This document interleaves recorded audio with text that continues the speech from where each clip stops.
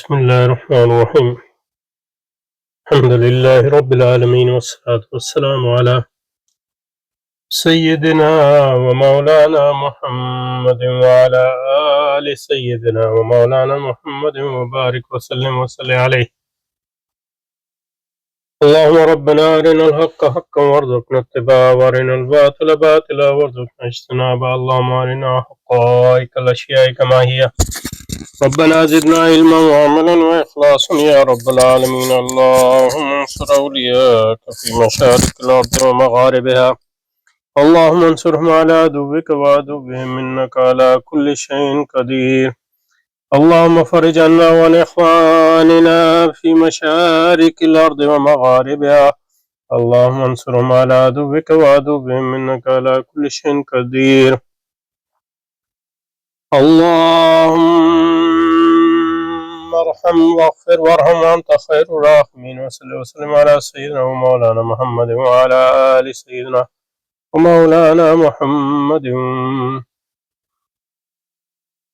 وعلى آله وأصحابه وأزواجه وذريته أجمعين برحمتك يا أرحم الراحمين. آمين آمين يا رب العالمين. Okay, so we were here. Last time we discussed Allama Iqbal's claim, basically focused on Allama Iqbal's claim that in the light of Einstein's theories, there is no such thing as self-subsistent materiality of classical physics, which is true in very limited sense, but it's not true that for Einstein there's something beyond matter, on which matter depends. Or the basic difference between the picture presented by classical physics and the picture presented by Einstein theories is as to the relationship between matter and energy, matter and space and time, and in a sense, and motion as well. So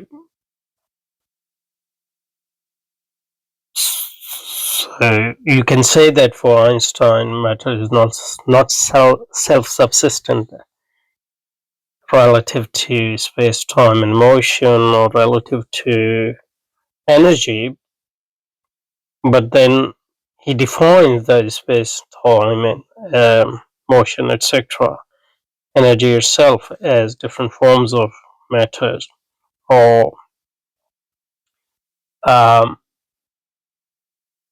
different effects of matter. So on the whole, the matter still is self-subsistent as far as I can see, and that's why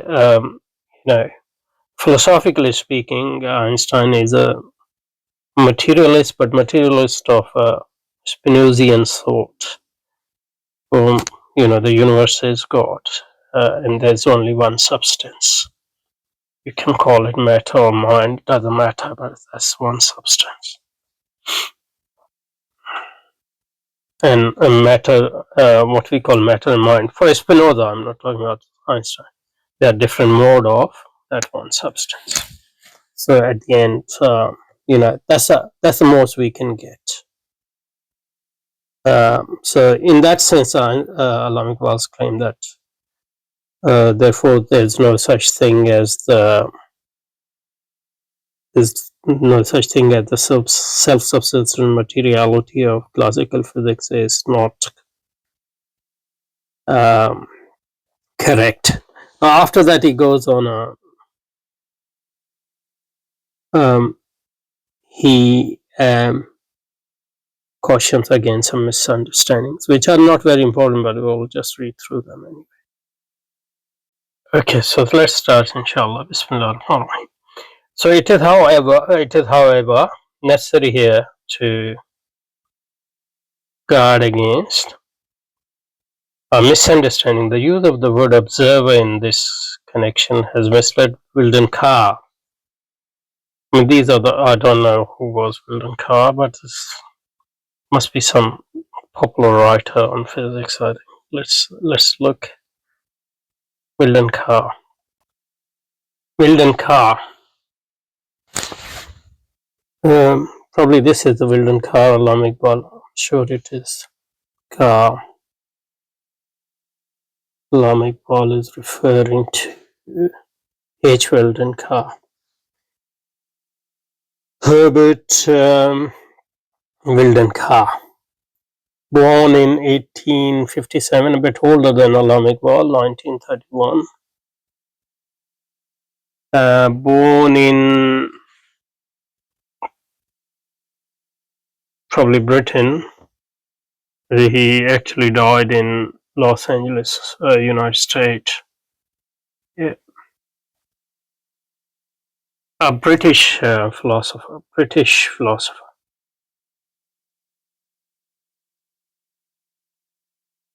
Professor of philosophy at King's College London from 1918 to 25. Don't remember when Allama Iqbal was in England. Allama Iqbal was born 1877, so 20 years younger. And obviously Allama Iqbal died relatively young.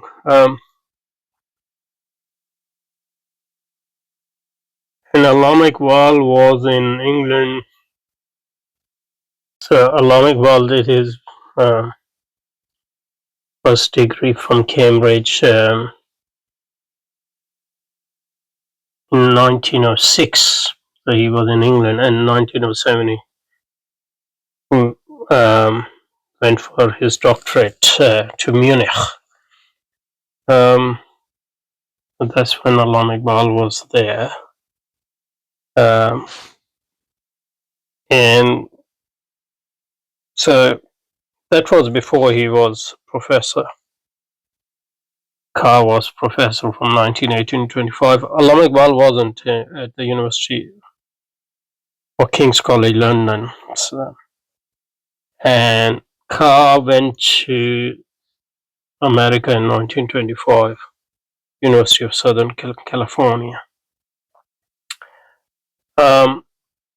This encyclopedia of Britannica, I don't know how reliable is, says that he was an advocate of Bergsonian vitalism. So that makes sense because Allama Iqbal is very much influenced by vitalism and Bergson. I think he is not influenced by Bergson, but it's rather more correct to say that he, because of his vitalistic views, he was attracted to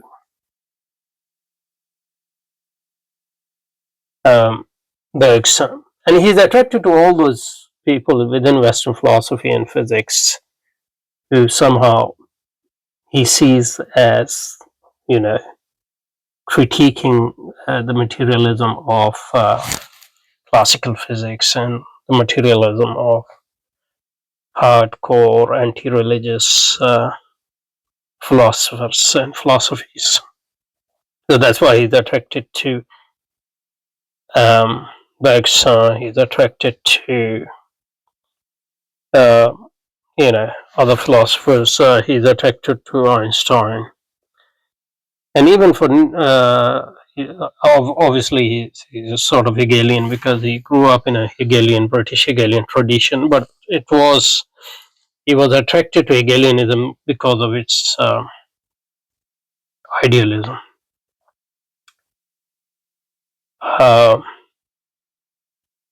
And he was attracted to Nietzsche and those sort of characters because of their critique of rationality.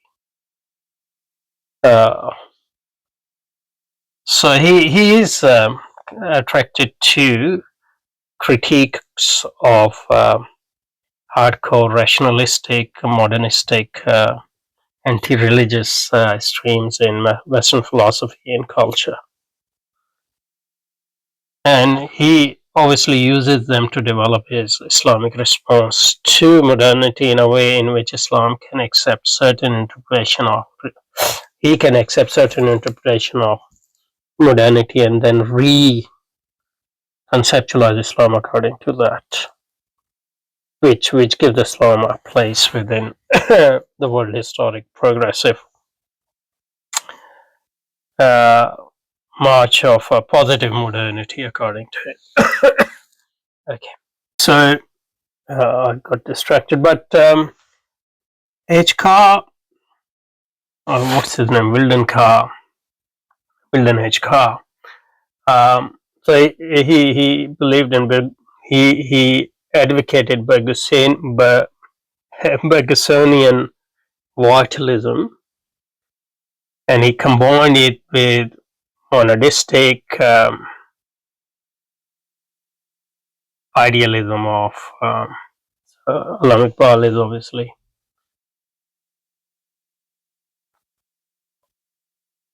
and probably this is Leibnizian monistic idealism. So Allama Iqbal is obviously also attracted to monism because he's a sort of Hegelian, so he's a monist as well. And for monist, matter and spirit are two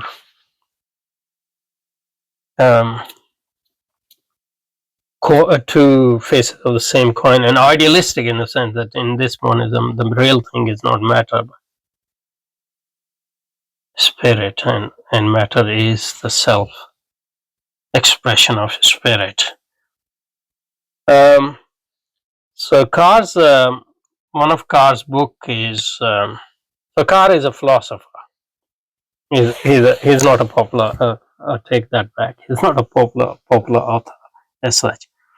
But his book on Einstein theory of relativity might fall under that rubric, because obviously it doesn't seem like that he's a physicist. His book is the idealistic interpretation of Einstein's theory.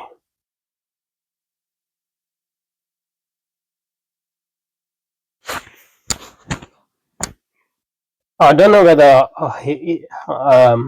Einstein had any time for Hegel, but Einstein obviously read Kant when he was very young, and he kept his appreciation of Kant. But as I said, he was a Spinozist. So in that sense, he wasn't idealist, but Spinoza's philosophy is monistic as well. And Spinoza is more of a material.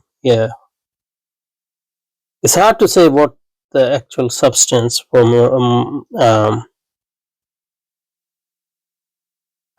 Spinoza is, but for Spinoza, matter and mind are two modes of that one same substance.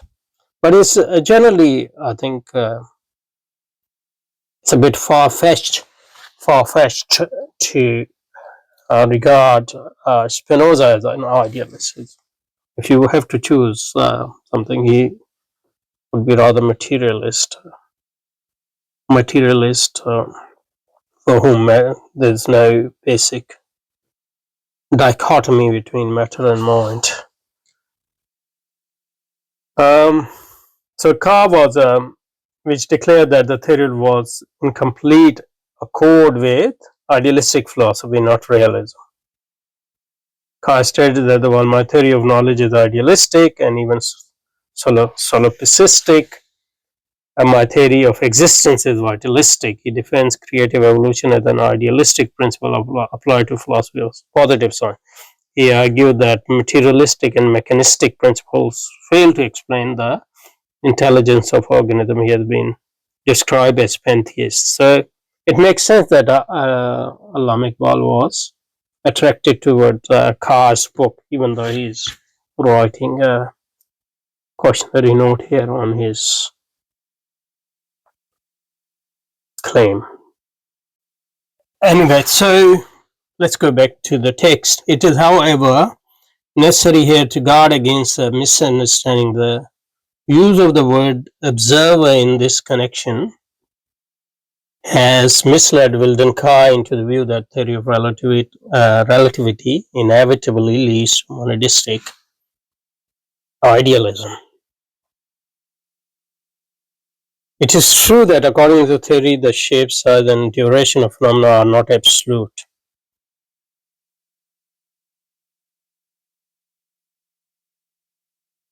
But as Professor Nunn points out, where is Professor Nunn? Let's look at the footnote here. Professor Nunn points out the space-time frame does not depend on the observer's mind. For sure not. I think I sort of mentioned this before in the session before the last one. It depends on the point of the material universe to which the body is attached. That's true.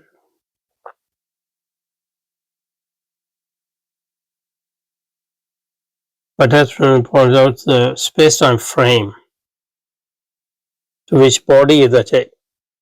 In fact, the observer can be easily be replaced by a recording apparatus. In fact, this is true, and for relativity just means that there's no absolute space. So it's up to you what you measure relative to another object, or relative to observer, or relative to your instrument. So that's I think obvious enough as far as I can see. Okay, so this is the footnote from the editor of this book. I don't remember his name.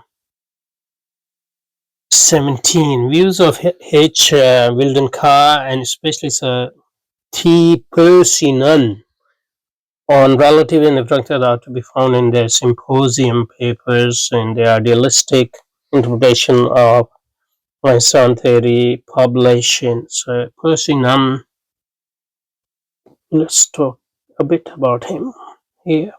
Sir Thomas Percy Nunn.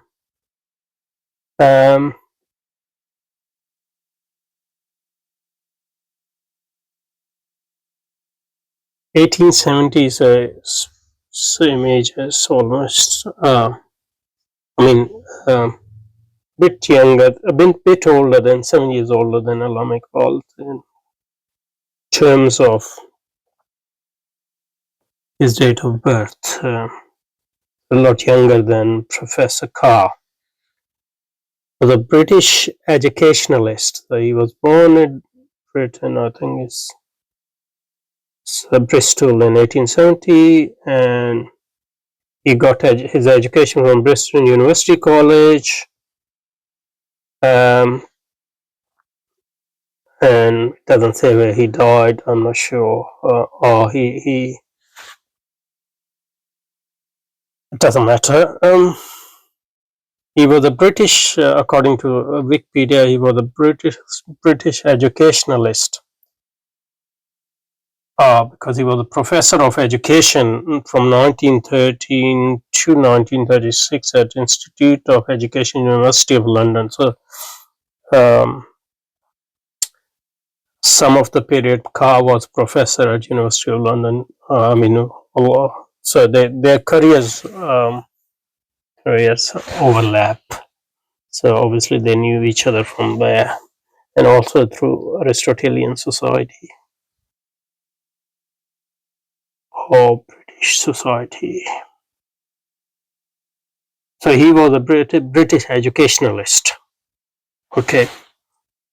Secondary school teacher at grammar school in London, and then teaching of mathematics in the UK. He revolutionized teaching of mathematics in the UK, Mr. Nunn. In 1903, became a member of staff in London Day Training College. He worked as a part-time lecturer. In 1950, attended the conference of the New Ideals in Education at Stanford, where a group including Bell Rennie and William Arthur and Nunn agreed that the new teaching training facility was required. This would lead to a Gypsy Hill College in South London, or Gypsy, which in turn became a key part of Kingston University. Nunn became a professor of education at the University of London. In 20 was appointed principal. He was the president of Aristotelian Society from 1923 to 24. His books include the teaching of algebra and including trigonometry, education, its data, and first principle, relativity, and grad. So this is the book actually which is relevant to us here. His book Relativity and Gravitation, an elementary treatise on Einstein theory. So he seems to be a mathematician, so I guess that gives him a right to write. So I'm not sure that was a popular book or he actually studied relativity professional level, doesn't matter, but let's go back to the footnote. So we use the person and his papers on the idealistic. Okay. Wildon Carr's doctrine of monistic idealism, however, is to be found much more fully and expounded in the general principle of relativity and theory of monads, outlines of the philosophy and the principles of relativity. Passages from both of these books have been quoted in present lecture. Probably we haven't. So 16 probably we already covered that quotation, but there is another quotation coming which we haven't read yet. Okay, so Nunn, the best known as an educationalist, wrote little philosophy, but whatever little he wrote, it made him quite influential with leading contemporary British philosophers, Whitehead, Russell, Broad. I don't know, Samuel Alexander, doesn't ring a bell. He is said to have first formulated the characteristic doctrine of neorealism, an important philosophical school of the century which had its zealots and able companions both in England, or champions both in England and the United States. His famous symposium paper, Secondary Qualities Independent of Perception, read in a meeting of the Aristotelian Society in 1909, was widely studied and discussed, and as J. Passmore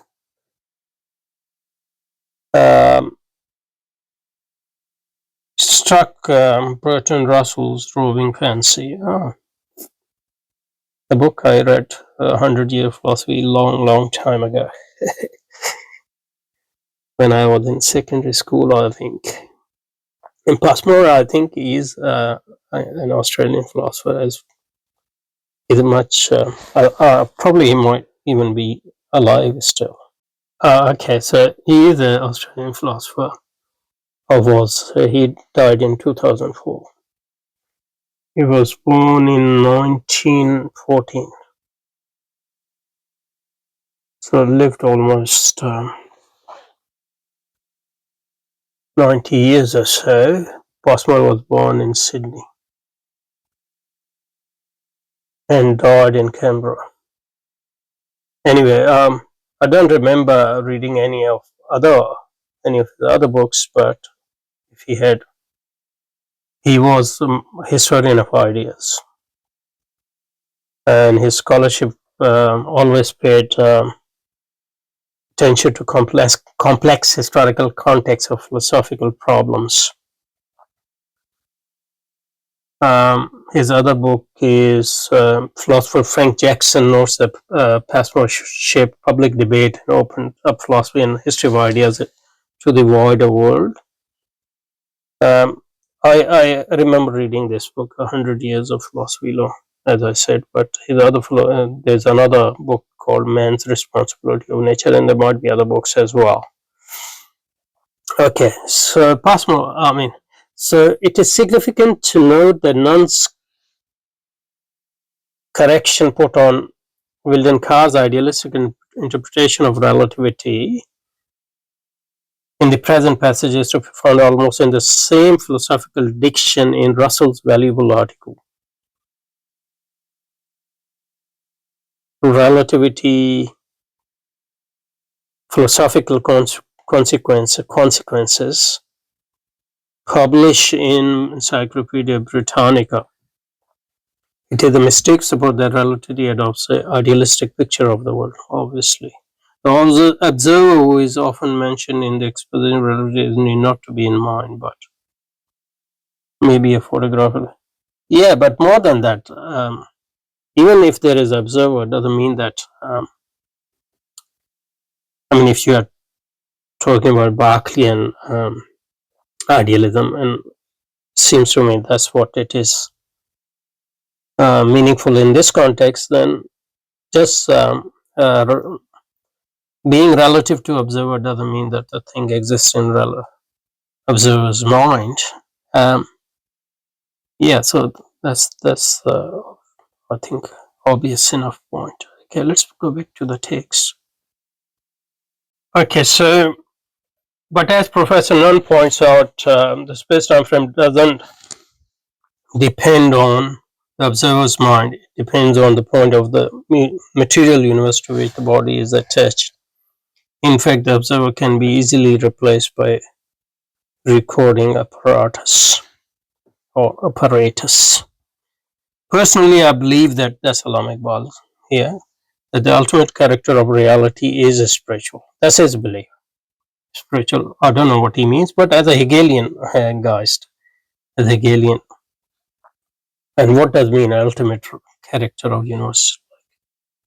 The essence of matter is spirit or something like that. But in order to avoid widespread misunderstanding, it is necessary to point out that Einstein theory, which is a scientific theory, deals only with structure of things, not just structure of things, throws no light on the ultimate nature of things. Why not? If there's only matter, I don't know whether he talks about any other substance which passes that structure, which possesses it. The philosophical value of theory is twofold. First, it destroys the objectivity of nature. It doesn't destroy the objectivity of nature. In what sense it doesn't matter whether matter is just matter separate from energy and motion, or is it transformed when it is in motion. That doesn't negate the objectivity of nature. Objectivity does just mean that in this context that it exists independent of human mind. If that's what he means, then it doesn't destroy the object. But the view of substance as a simple location is space. Oh, sorry, I'm misreading it, so my apologies. First, it destroys not the objectivity of nature. Okay. But the view that substance is a simple substance but it destroys the view of substance as a simple location, not substance but matter. Einstein or his relative doesn't talk about substance, it talks about matter. A view which led to materialism in classical physics. Materialism, relativity is materialism as well. It's just a different view of the nature of matter, so to speak, or at least the nature of matter, or its relationship with energy, and that's what we were talking about. Probably we should stop here so we can next time come with full focus on these 2 points. Subhanakallah wa bihamdika nashhadu an la ilaha illa anta nastaghfiruka wa natubu ilayk. Sallallahu alaihi wa sallam ala sayyidina Muhammadin wa ala alihi wa ashabihi wa azwajihi wa dhurriyyatihi ajma'in bi rahmatika ya arhamar rahimin.